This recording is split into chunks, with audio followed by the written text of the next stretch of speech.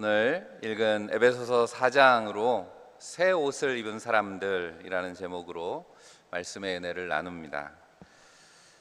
강단색이 이제 녹색이 되었습니다. 우리가 6월을 성장의 달이라고 그렇게 정했는데 성장의 달에 어울리는 색깔이 되었습니다. 이미 우리가 지난 2주 동안 나눴던 말씀의 제목을 기억하십니까? 지난 2주 나눈 말씀의 제목이 성령의 사람, 또 하늘 시민으로 살기였습니다. 공통된 주제를 담고 있는 그런 말씀들이었습니다. 바로 그리스도인의 정체성에 대한 내용들이죠. 그렇다면 여러분 어떻습니까? 여러분 그리스도인이십니까? 네.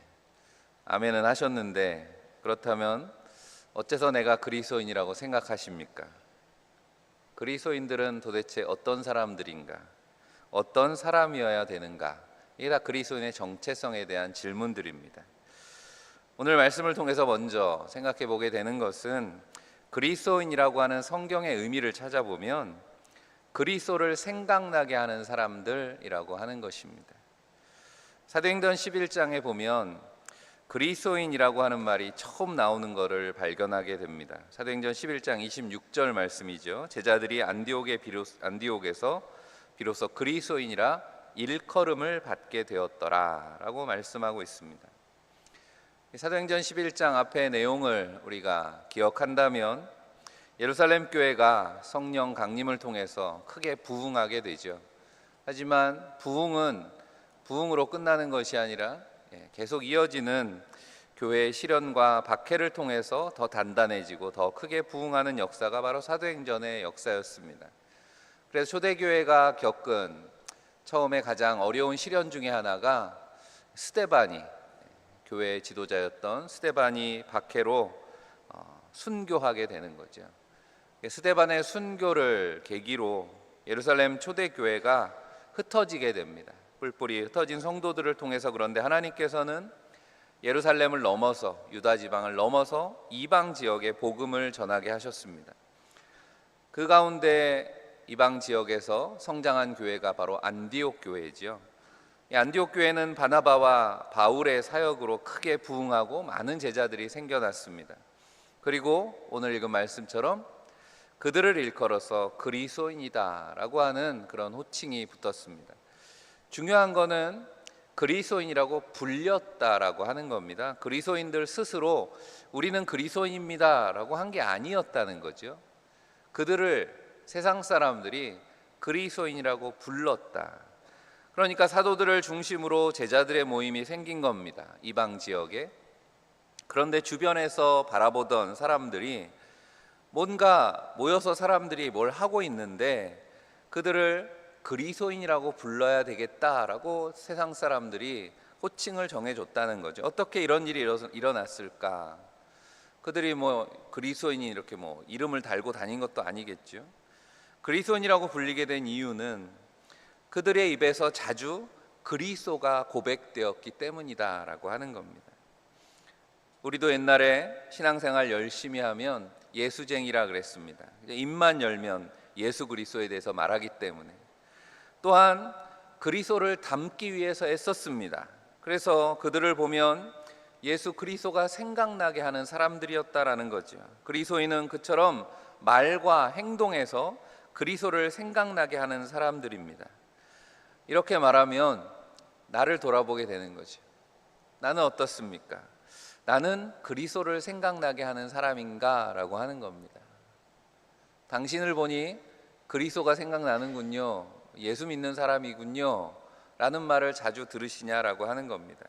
그렇지 않다면 무엇이 잘못된 것입니까? 그리스도인이라고 말하면서 정작 우리 안에 그리스도인다운 모습은 잃어버리고 살고 있는 것은 아니냐라고 하는 겁니다. 한 주간을 살면서 내가 1시간도 예수 이름으로 기도하지 않았는데, 성경 말씀 한 절도 묵상하지 않았는데 나는 그리스도인이냐라고 하는 겁니다. 올해 절반이 다 지나가는데 한 번도 주변에 예수의 이름으로 어려운 이웃들을 구제하거나 그리스도를 모르는 이들에게 그리스도의 복음을 증거하지 않았는데도 나는 그리스도인이냐라고 하는 겁니다. 그리스도인입니까? 라는 질문에 아멘 했다라고 하는 건 내가 그리스도인으로 부름받았다라고 하는 것은 인정한다는 것입니다. 그리스도인으로 부름받았다면 그 부름받은 것의 의미가 무엇인가? 오늘 우리가 읽은 말씀 앞에 보면 에베소 4장 13절에 이렇게 말씀하죠. 우리가 다 하나님의 아들을 믿는 것과 아는 일에 하나가 되어 온전한 사람을 이루어 그리스도의 장성한 분량이 충만한 데까지 이르리니 라는 것입니다. 부름받은 것에서 끝나는 것이 아니라 성장해야 된다라고 하는 거죠. 그리스도의 장성한 분량에 이르기까지.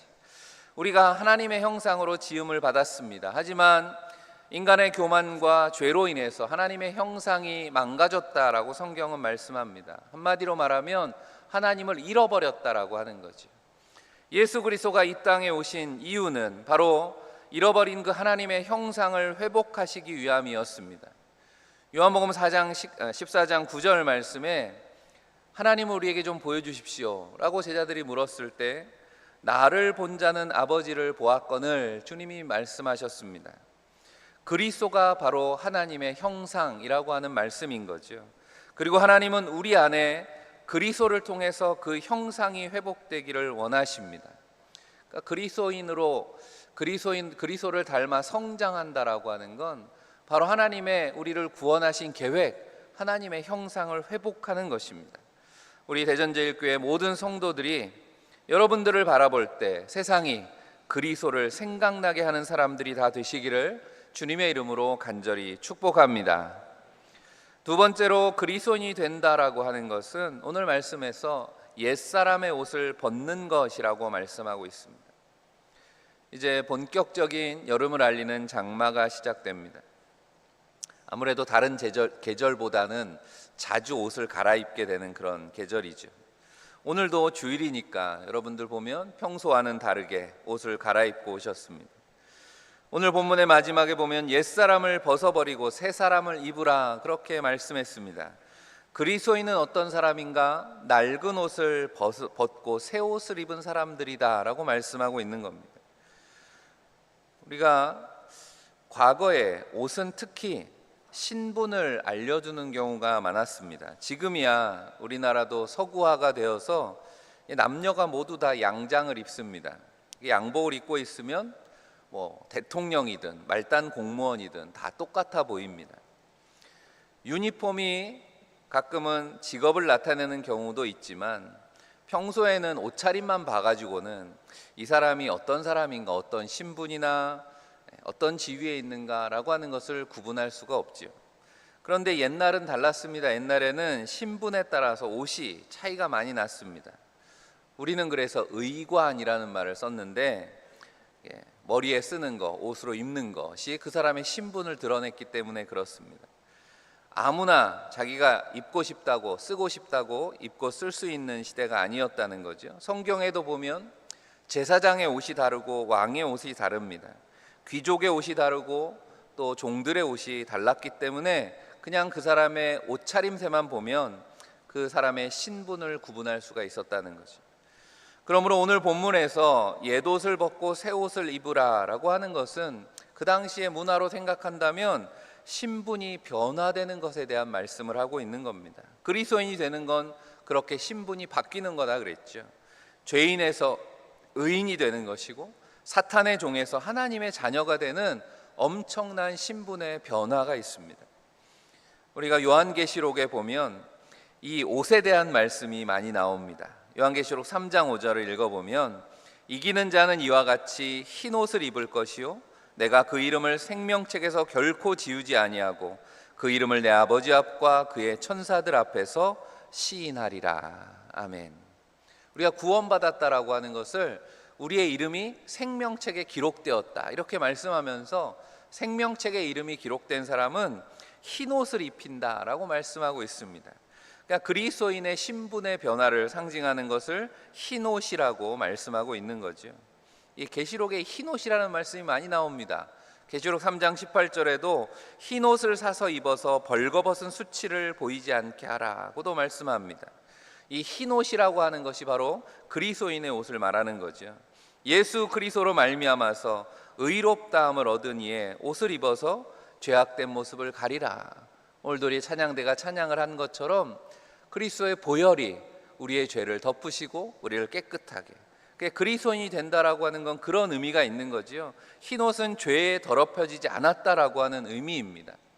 계시록 앞에 보면 소아시아에 있는 7교회에 주시는 말씀 중에서 사대교회에 주시는 말씀에 이런 구절이 있습니다. 요한계시록 3장 4절에 그 옷을 더럽히지 아니한 자 몇 명이 내게 있어 흰 옷을 입고 나와 함께 다니리니 라고 말씀합니다.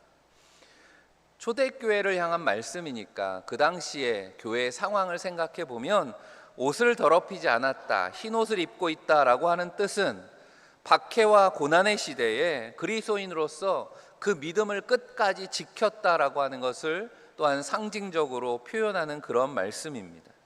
그러니까 그리스도인이 되었다, 아니면 그리스도인의 그 믿음을 지켰다라고 하는 것을 새옷, 흰옷이라고 표현하고 있는 겁니다.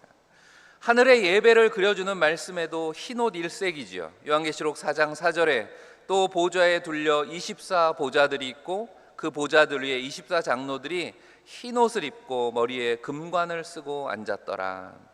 계시록 7장 9절 10절 말씀에도 이힐 후에 보니 각 나라와 족속과 백성과 방언에서 아무도 능히 셀 수 없는 큰 무리가 나와 흰옷을 입고 손에 종려가지를 들고 보좌 앞과 어린 양 앞에 서서 큰 소리로 외쳐 이르되 구원하심이 보좌에 앉으신 우리 하나님과 어린 양에게 있도다, 그렇게 찬양한다는 거죠.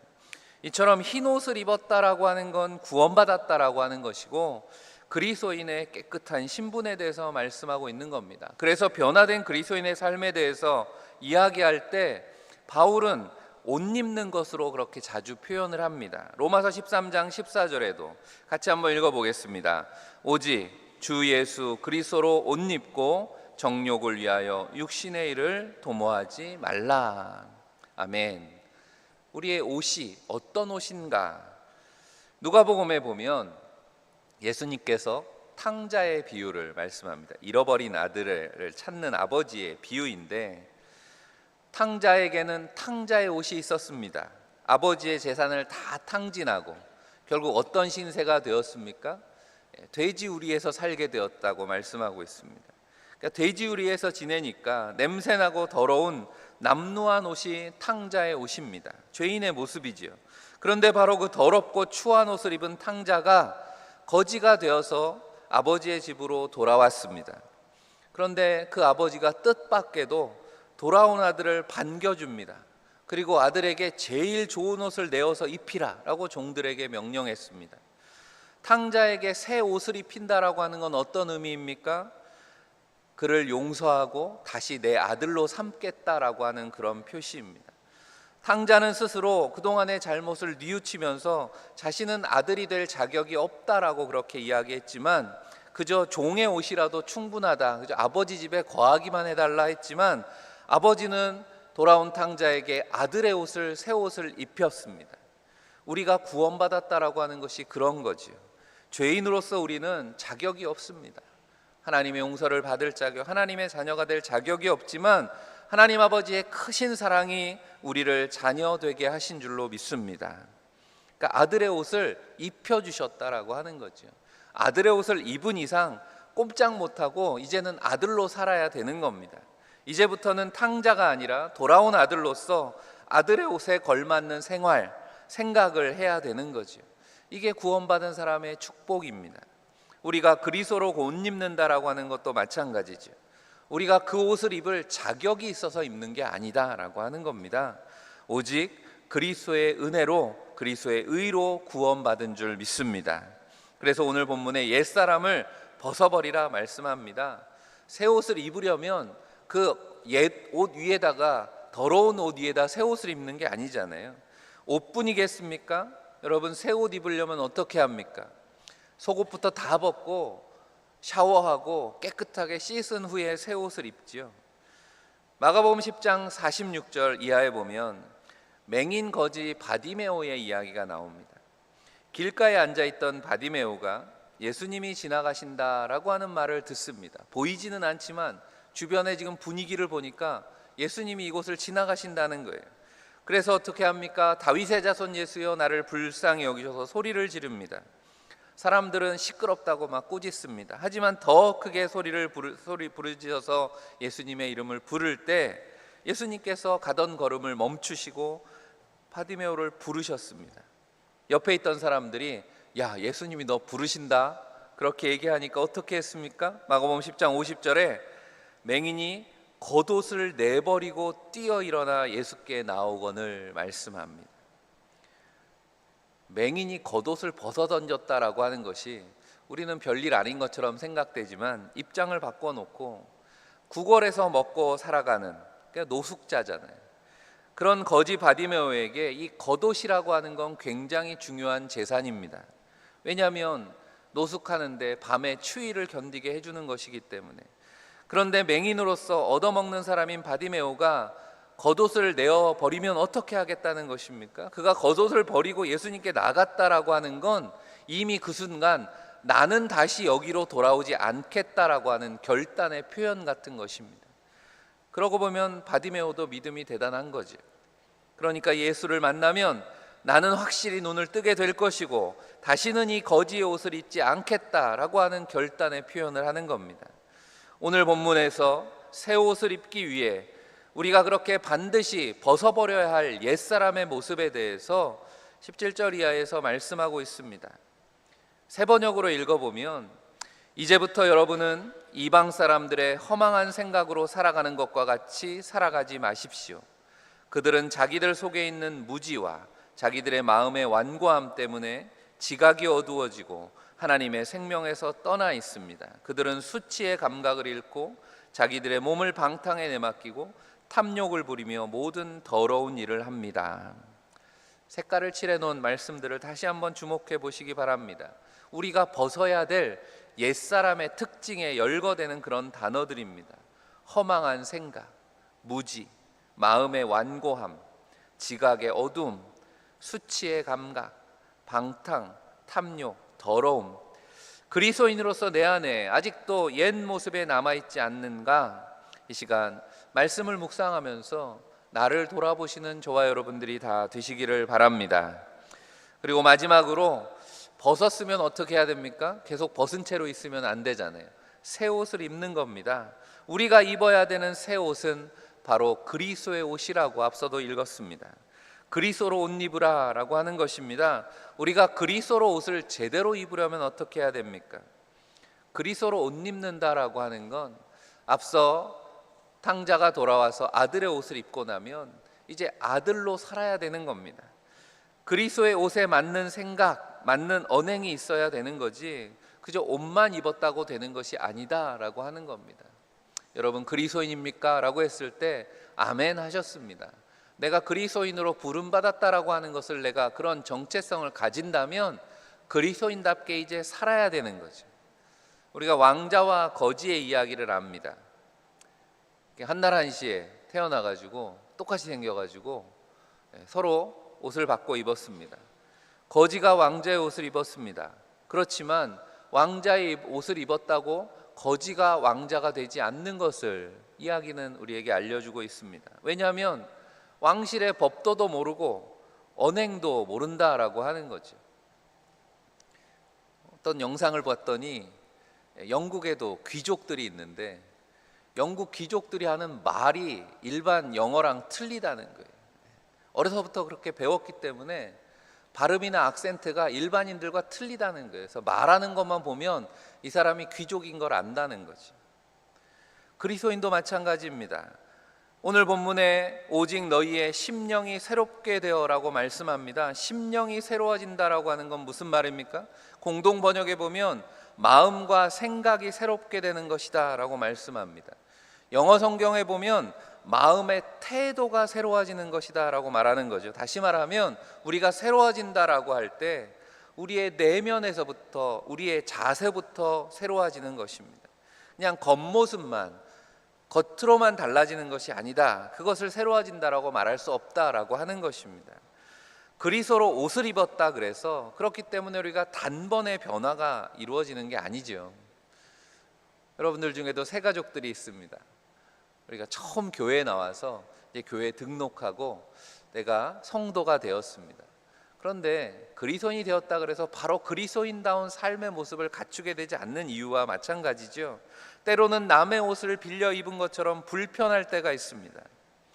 그래도 내가 어떻게든 그리스도인으로 살아봐야지, 그래서 십자가 목걸이를 하고 예수는 사랑입니다 적힌 티셔츠를 입고 그렇게 한다고 해서 그리스도인의 삶을 배우게 되는 것이 아니죠. 중요한 것은 바로 여기와 여기가 변화되어야 되는 겁니다. 내 생각과 내 마음이 새로워져야 되는 거죠.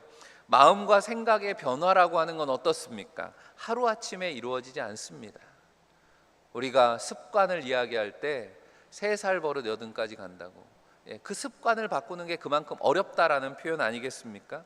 세상에 속해서 세상의 생각과 세상에 속한 마음을 가지고 살다가 내가 그리스도인이 됐다고 하루아침에 내 생각과 마음이 변화된다는 건 그거야말로 기적이죠. 물론 하나님께서는 그런 기적도 이루어 주십니다. 여러분의 마음과 생각이 그리스도 안에서 새롭게 변화되시기를 간절히 축복합니다. 그런데 우리가 그리스도를 아는 지식으로 우리의 생각을 새롭게 하고 그리스도의 마음을 품을 때 우리의 마음이 새로워지는 줄 믿습니다. 무슨 뜻입니까? 그리스도가 없이 새로워지는 건 없다라고 하는 겁니다. 그래서 성경은 말씀합니다.